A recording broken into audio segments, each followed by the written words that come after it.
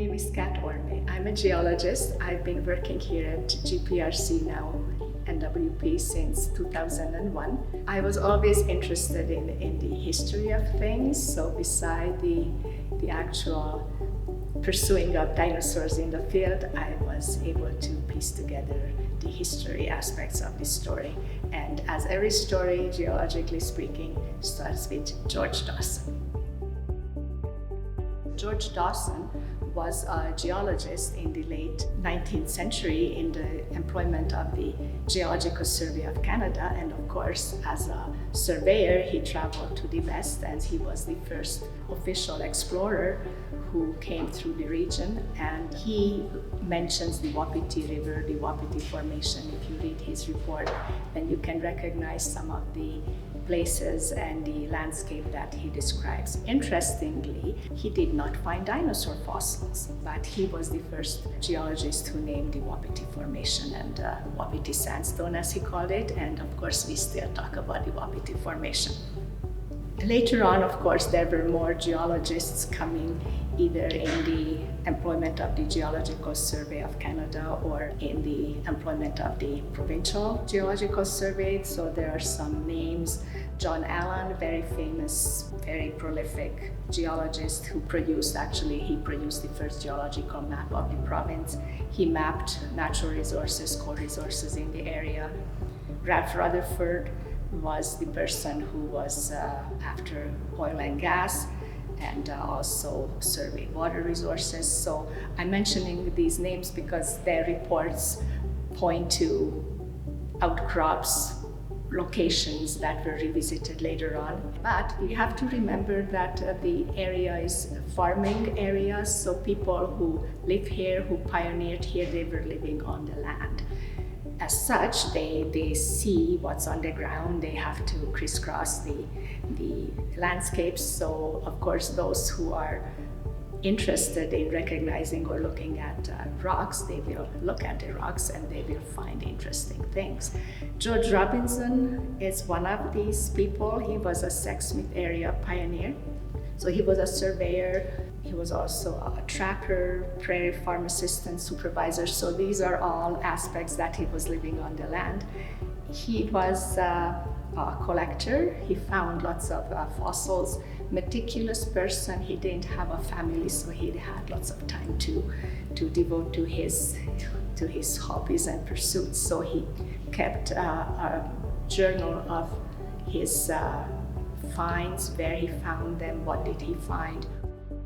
And Dr. Louis O'Brien, he was a local physician. He was very much interested in the natural history. You know, being a doctor, you're kind of close in interest.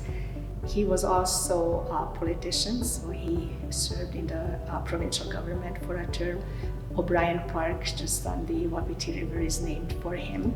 He was good friends with George Robinson, so he was another community member who was pushing for, the paleontology, and because of his stature in the community, obviously he had lots of pull.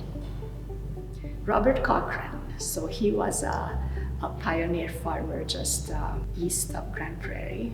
He was a Renaissance man. He had Timothy King, Wheat King awards he was given. He built violins, so he did lots of things. And he also found dinosaur bones. Now this is very interesting because he never let anybody know where he found those big hadrosaur bones. He made people believe that it was Glasgow Hill where he found them, but looking at those specimens, there's no way that they came from Glasgow Hill. He was also a promoter of the Glasgow Hill Park to establish it as a reserve, as a park, and as such he invited lecturers from the University of Alberta, so that's how John Allen and some others came here. Geological picnics were organized in the 40s and 50s, huge community happenings, buses were taking the people out there, tents offered, refreshments, drinks, people were sitting on those slopes and listening to presenters, entertainment, you name it. So that must have been quite a happening, and newspapers were advertising it and then later on telling all what happened. So it must have been really, really good community events. Cochrane was also helping the scientists who came and explored in the area, so he provided them transportation in the form of horse carriages or anything that they might have needed. So it was very interesting to read about his pursuits that helped provide it to current paleontologists.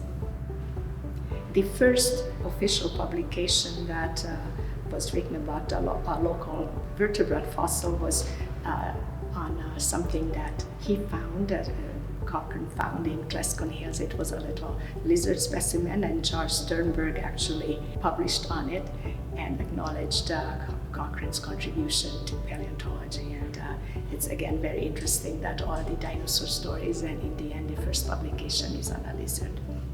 Another person we need to mention is Bert Hunt, amateur paleontologist. He traveled with these other three guys, and they found big boulders containing fossils south of town, close to what's known as the Smoky Tower. Found plant fossils, salamanders, different types of fish, a new pike fish that was named after him.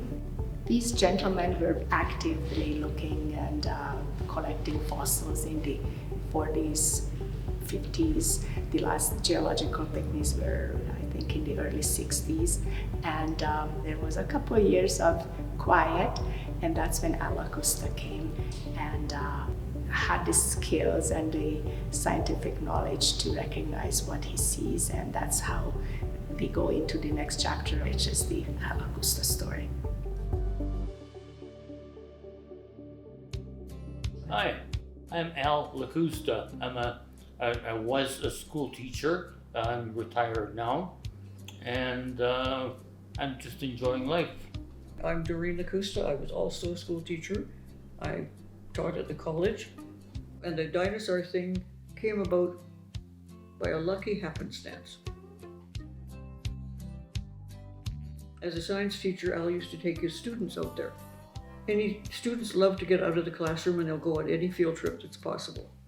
And I was teaching about fossils and so on, and that seemed like a logical thing to do, to go look along a creek bed and see if you're finding anything more.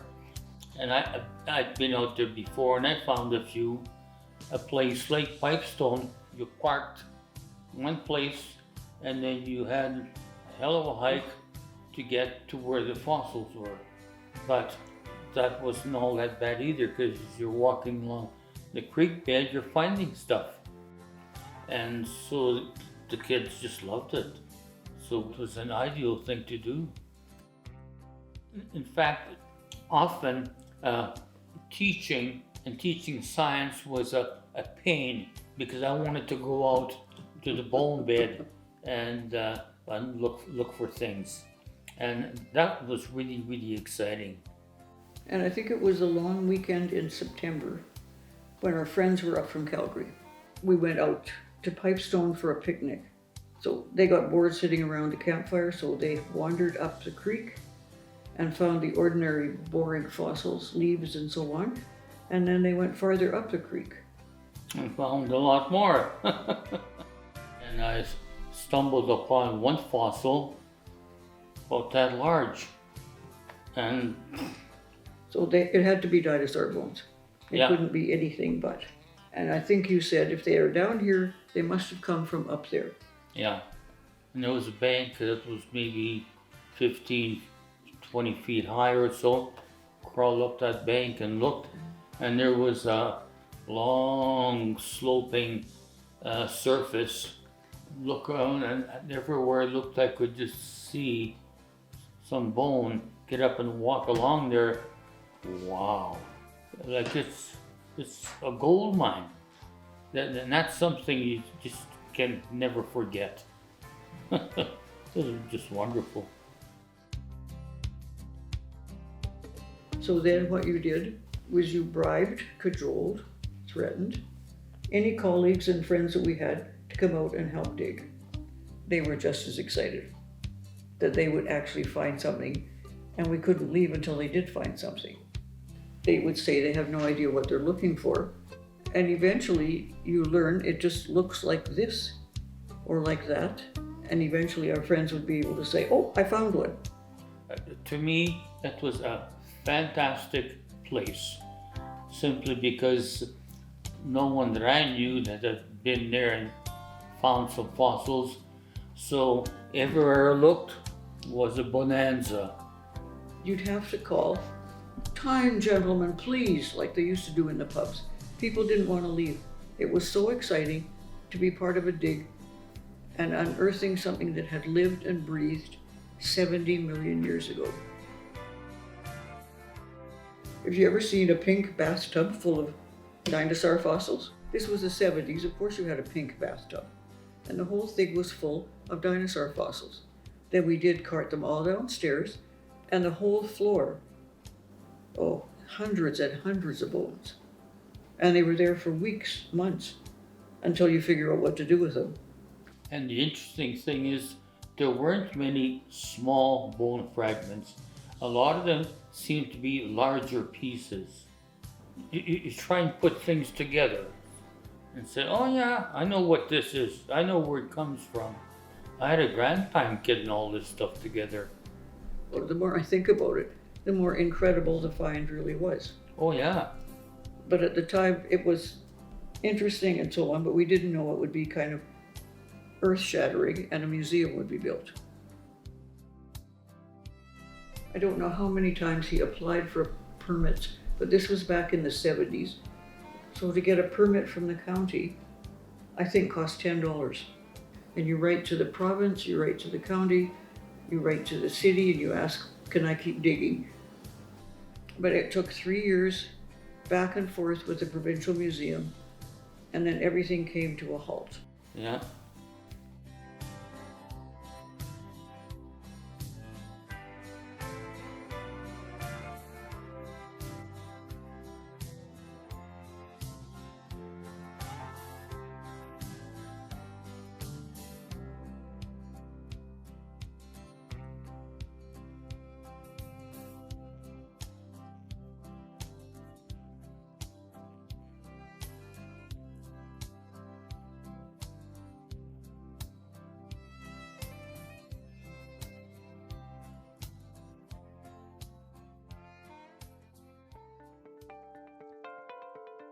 Hello, my name is Bert Hunt. I'm someone who's worked at Grand Prairie Regional College for 43 years, believe it or not. And 30 of those years have been involved in paleontology. My specialty, of course, is engineering. But I got sidetracked and loved doing 30 years of paleontology. And what I want to share now is what the college did for probably 15 years by itself up here in the Peace Country to enhance and encourage paleontology and to ultimately contribute to the building of a dinosaur museum, which we have, and they're celebrating this year their 10th anniversary. The years basically from the mid-1980s to 2004 was myself, Bert Hunt, and Desh Mitra. I'm an engineering instructor. He's a geology instructor. Again, with his geology background, with my engineering background, we could sit there and at least try and cover over paleontology. Before this, of course, in 73, Lakusta had discovered the Pipestone Creek bonebed, but in 86, the Tour Museum from Drumheller came up and they started to excavate what they thought would be an interesting site with some new finds, and we sat there and started excavating what we thought would be a very interesting bone bed because there were a lot of animals, literally hundreds and hundreds of animals.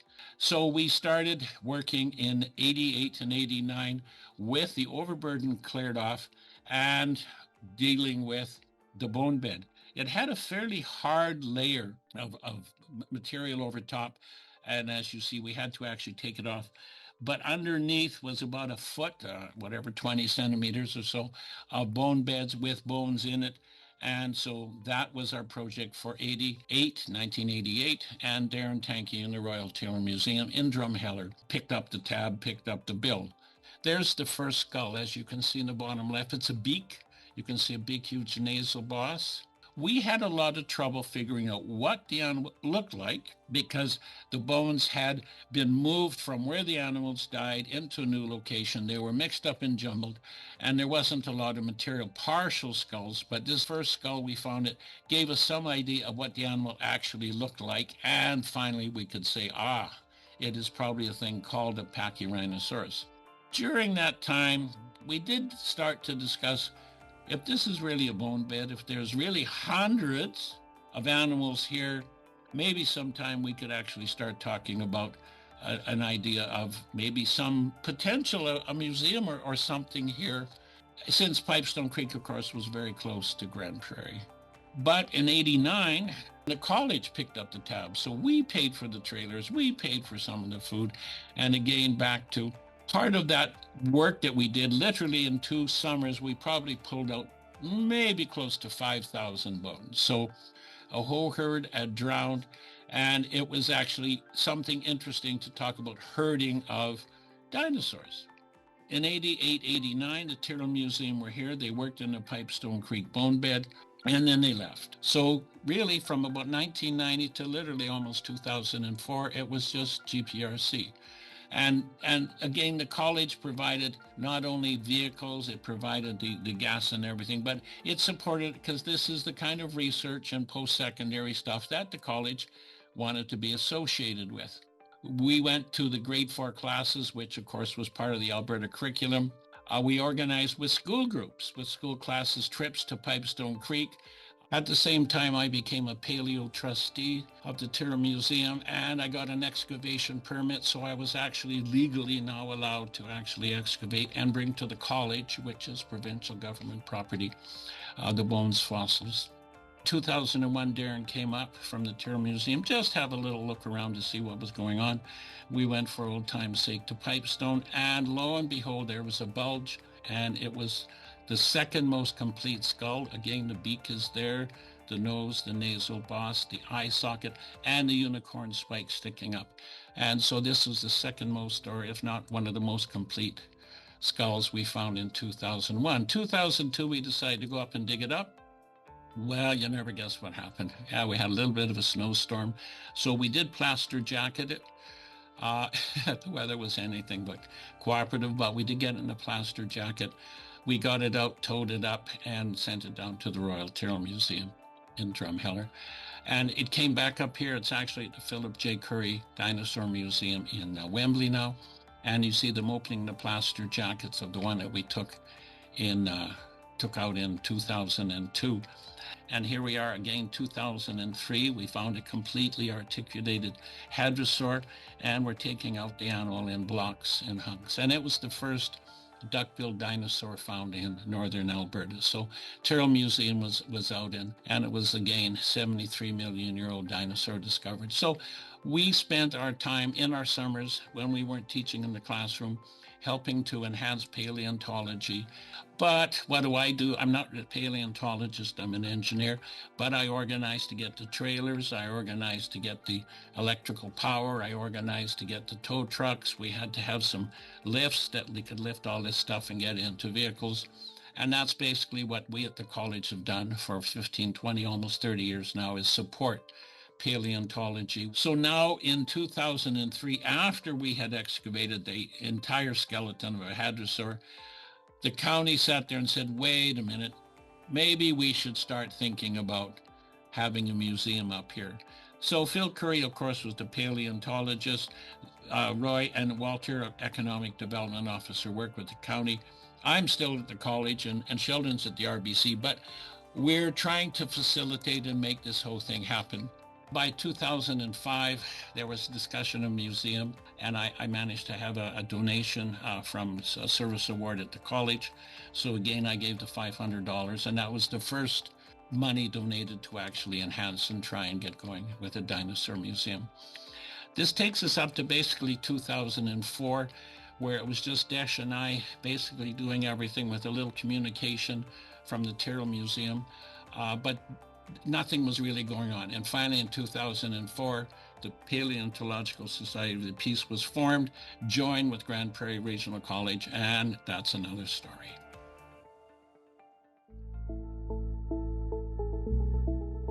Sheldon Graber. I was formerly a geologist, did that for 10 years in the field, and then I came to Grand Prairie, and just still loved rocks and bones and whatnot, and then got attached to the Bert and Royal Trail Museum, and that's kind of started the path for me.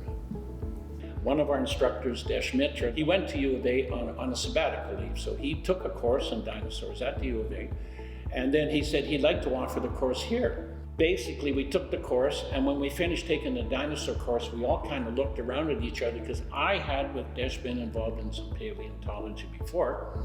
We suddenly realized we had some fairly significant dinosaur sites in this area. We're kind of thinking of names for a paleontological group, but of course this lady whose mother tongue isn't English, she came up with the name Palaeontological Society of the Peace, and of course it stuck. We became the second only registered society in Alberta dealing with paleontology. Now, the official goals of this society was, to promote the science of paleontology in the region, to be the link between the amateurs and the professionals.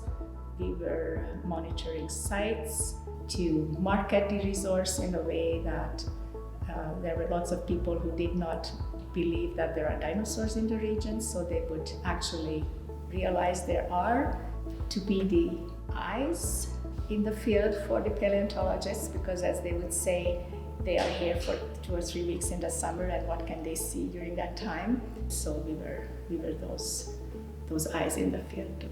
Local people would find these fossils and bones, and then they'd call Bert or the college.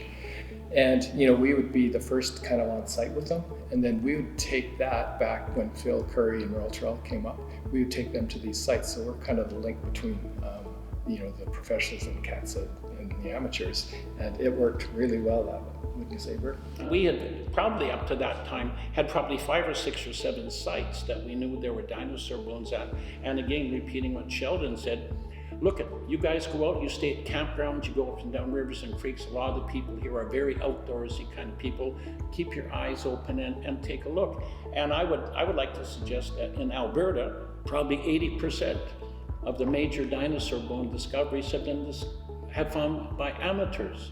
And this is what we were trying to do, was to tell people there's a wonderful resource here, you can be involved. But remember, we all had real jobs. This was just a part-time hobby. So a lot of what I was doing, and I think a lot of the community were like, oh my goodness, this is exciting, this is fun. And after all, Alberta is probably number 4 in the world for dinosaurs. No, just that we would have open houses, like the PSP would have open houses at the college. We'd invite the public, and you wouldn't believe their reception. They'd be bringing bones from all walks of Northwest Alberta or BC, and then all of a sudden we would have like 10 new finds that we didn't know we had before. So that was a huge part of it. Yeah, remember when the guy walked in with that tail vertebrae with the skin impressions around it? That's right. But we were all not amateurs, but we were all volunteers in the true sense. We chose to spend our free time, or big chunks of our free time, on this, and our only reward was that we could do it. We were helping the paleontologists, we were having a good time together. There was a synergy between our group, and it just went on, and it was really a good experience, a fruitful experience, because we helped. The college was a wonderful base for us to work from, and I think that's what really gave us the leg up, so to speak, on this thing, is people could come and stay in the residences, they could come and use college vehicles, we could use the college labs, and they could use this place for presentations to the general public whenever. And that's what really allowed us to have a basis for doing all that we did. And then, of course, later on, we could actually get funding donated to the college and going to the college, which would help facilitate the research and the support that we wanted to give to the dinosaur people. For example, we had a bone bed at Pipestone Creek, but how big was the bone bed? was this just a little bone bed with a couple of hundred little bones in it, or how big was it? Could it be used for educational purposes? Could it be used for research purposes? Could students in paleontology come and spend time actually getting experience working in a bone bed? So we actually got a crew, we got people, we did a bunch of core samples where we actually found, we actually have pictures where you can actually see the cores. Those are the cores that we did down to 50 feet below the surface. And you can actually see the bones of the bone bed. So again, it wasn't just a small bone bed, it was the size of a football field. I don't think there was any other place where you drilled specifically to find a dinosaur bone. And if you think about how random that hole could be compared to the bones, so it means that that bone bed is really that dense, even that far back. You know, that made it from just this small occurrence to a huge bone bed that's larger than, you know, anything at Dinosaur Provincial Park. And so, you know, this is what Bert was saying in terms of this constant, you know, education, because you can keep going back into the hill and you can find more bones. But again, back to our skill sets, we could completely do all of the technical, legal things required to get the permits, to supervise. And so we got a lot of those projects done because we had the gift set, or the sets, that would make all of us work together cooperatively and get it done without a lot of interference. When publications came out, either by Phil Currie or others, there were numerous publications. We were mentioned, acknowledged the help that we provided. We never wanted to be co-authors or anything, never pretended to be the experts or paleontologists or scientists in that field, but we were definitely helping. And of course, the fun part was we got to meet a lot of very exciting, interesting, and world-famous paleontologists, which you had never met or dealt with in another way. You had people from Australia, people from the States, people from Italy. The fun was meeting people, sharing with people, sharing their knowledge. I was learning the whole time. I was learning all sorts of things about dinosaurs, things about biology, things about geology. And I think that's what helped us, was working out of a place where we had tremendous support from the college administration. And I'm going to say it 100 times. We had presidents who totally supported the research, totally supported this kind of education, totally supported the college being a part of the community, and they saw paleontology and the resources of the Peace Country as part of their groundwork, their area of expertise, and something that they could do. And that's to some degree why we really were very successful. If it wasn't for kind of all this work in the background, and you know, what we've kind of uncovered, you know, we wouldn't have a $30 million museum. And so it's the drilling, it was all the added interest, the papers that made it kind of go world class the way it is today.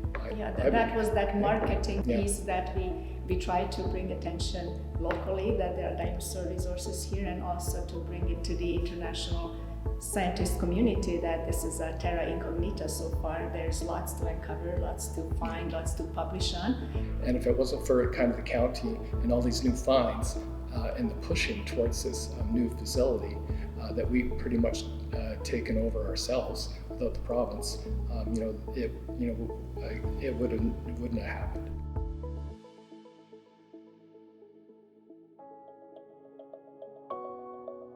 So the original kind of idea, formation of the project kind of evolved from the Red Willow Hadrosaur bone site, and that was, I think, Bert Hunt, myself, Phil Currie, Walter Piscalci, and Roy Borstad. And so we kind of created the steering committee, and that was in 2004, 2005. And so it was from that we had the steering committee from the county of Grand Prairie. And it evolved to more than 10, 12 people, different counselors. And so then the idea kind of was born from that. From the steering committee, we had numerous studies that were conducted. And from that, we had original plans where we were going to have a $30 million museum right at the bone bed. That ended up not occurring just because of the technical difficulties with the bone bed, with the hill. And so we kind of had to put that in the shelf. We were getting feedback that this province would only support a $5 million facility. and we knew we needed more for that because we in order to attract people, you have to build it, and Phil said, if you don't, then they won't come. So if you build this facility, people will come from all walks of, scientific life. And so we did numerous studies to kind of promote that and to ensure that, there's enough traffic, that there's enough people to support that type of facility. So we came up with a third, and a third private, a third county, and a third the government. And it all fell on the county. We just couldn't get enough support. And after we kind of got the money, then it went to another level where we hired the executive director for the museum, and that would be Brian Brake, and he would kind of put the final fundraising touches on it by having the Dinosaur galas. And so that was kind of took it to another level, and we were able to kind of finish the fundraising through Brian Brake. Then we were able to, break the ground, and it went from being, this idea to, an actual operating facilities. So it's it's the big thing that we focused on was, the community involvement, and then part of that is, how are you going to attract people to come back? Because you just don't want a static museum where it's the same displays time and time. So then, since then, we've had paleontologists come around the world, and then that's exactly what happens. We've had new finds, and then it's just elevated the status of the area and the museum.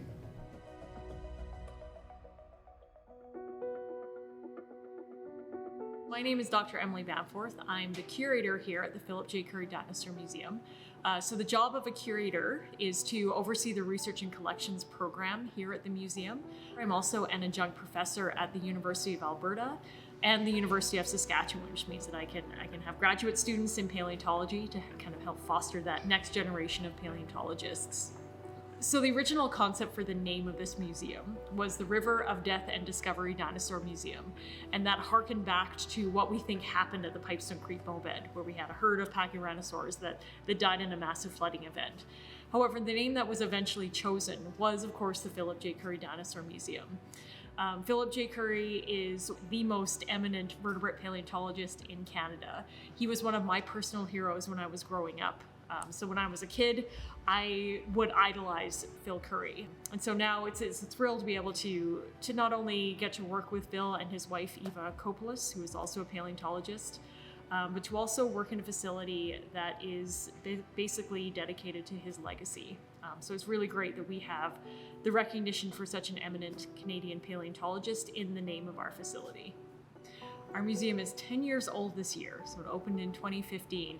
And since we opened, there's been a tremendous amount of work and development and programming that's been done here. One of the great things about having our museum here is that fossils found in the region are able to stay in the region, including the material that we find at the Pipestone Creek bonebed, which is largely our biggest site that we have here.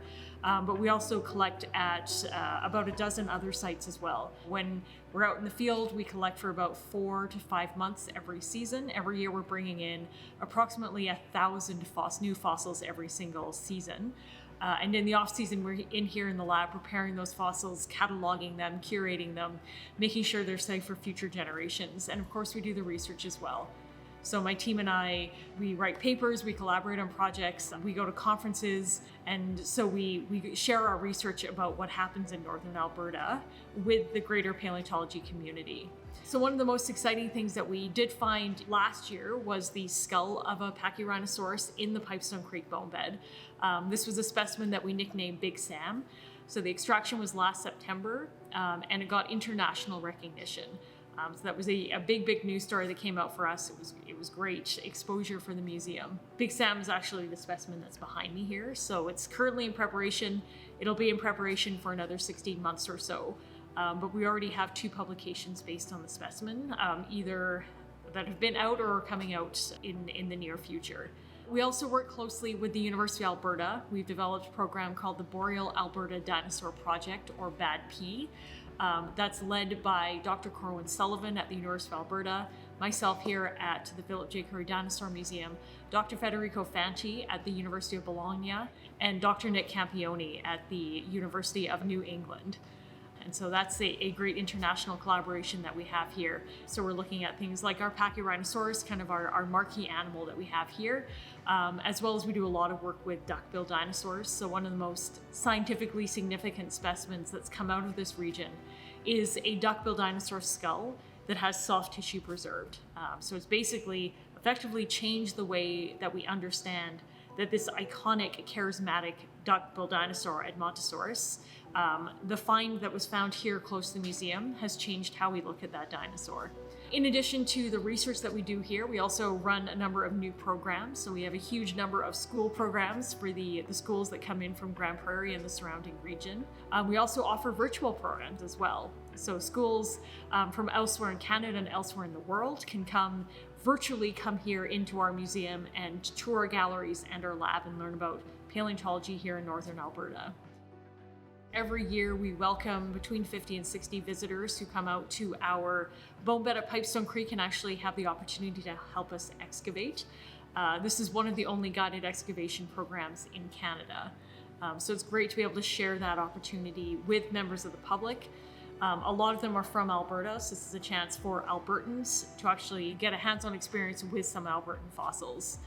We now also have our Secrets of the Wapiti rafting program, which is where people get to go down the Wapiti River and find fossil sites alongside paleontology students and paleontologists. So they actually have the opportunity to go out and find things as well. Of course, in Northern Alberta is pretty large.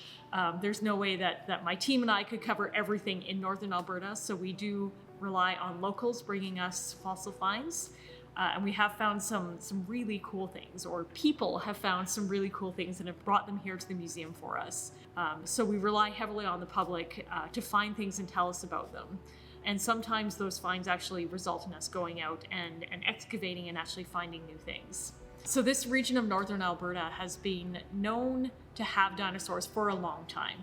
And for a long time that interest was largely with the amateurs in the region, so people like Robert Cochrane, and of course Al Lakusta, who found the Pipestone Creek bone bed. And we owe those people a tremendous debt of gratitude for finding those fossils, for letting people know about them, for hosting things like the paleontology, the geology picnics at Kleskin Hill. Without those early pioneers in Northern Alberta paleontology, and of course Grande Prairie Regional College and the Paleontology Society of the Peace for keeping the dreams of people like Robert Cochrane, Al Lakusta alive, our museum certainly would not exist. We always say that we have about the same density and diversity of fossils as in a place like Drumheller. Ours are just a little harder to find because we don't have badlands. We've got a lot of forests and we have a lot of prairie. But the fossils that we do find are just as scientifically significant. So going forward, maybe in the future, this part of Northern Alberta will be the next Drumheller. And that's kind of our hope for this area, is that we will build not only a substantial research program that sort of parallels the one in Southern Alberta, but that will also become something of a tourist attraction for this part of Northern Alberta, where people can come from all over the world to see this other part of the story of Alberta's dinosaurs.